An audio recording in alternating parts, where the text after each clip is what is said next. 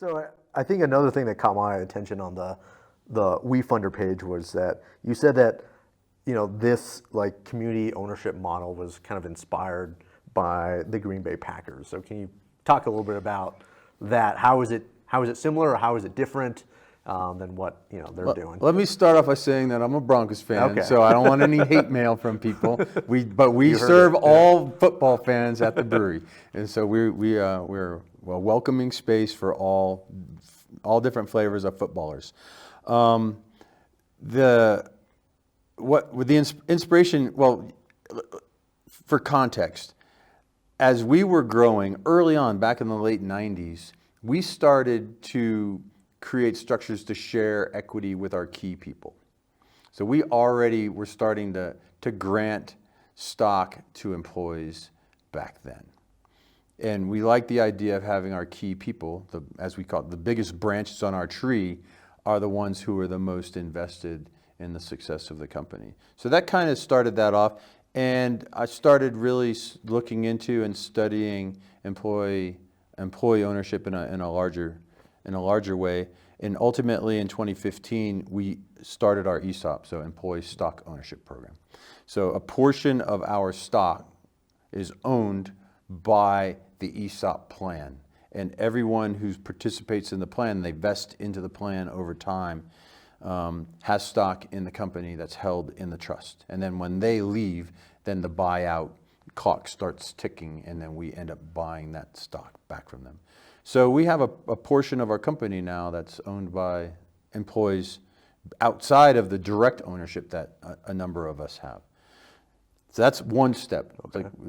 It's not a single owner. I'm not the sole owner. I've always had partners. I've always appreciated having partners to bounce things off of.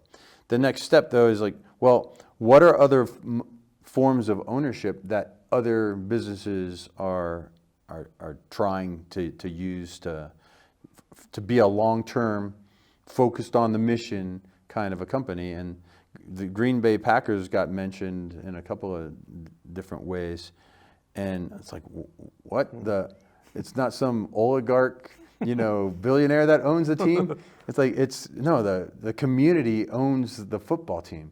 It's like the smallest market, right, in the NFL, and it's owned by the fans. Well, if it were not owned by the fans, that team would move. And you think about something like that. And we've had offers from people that, hey, you should move to us, to XYZ town. But I've declared Longmont my hometown. The first 31 years of my life, I traveled all over the world. I was an Air Force brat, and I was in the Air Force. And the next 31, I've been here in Longmont, and all three of my kids were born and raised and live in Longmont. So this is my hometown. And I don't want to sell out to somebody and then they're going to move the brewery, because literally that's what will happen. That's what's happening to everyone else. The breweries get closed down, they move the production somewhere else, the employees get let go, and it just leaves a big gaping hole in the fabric of your communities. And that's not what we set out to do. We set out to create something that's cool, that contributes in a bunch of different ways, and tries to have fun doing it at the same time. Our foundation events, not only are they fun, but they generate funds that we're able to then recommit back into good causes in the community. So that's why I get out of bed every morning. We never knew if we could make money or not in the brewing business. It turns out you get to a certain scale, it is possible. But we're built for that scale, so we need to bring in more production now to continue to operate at that scale, be successful, and stay independent. So all these things kind of tie together in my head.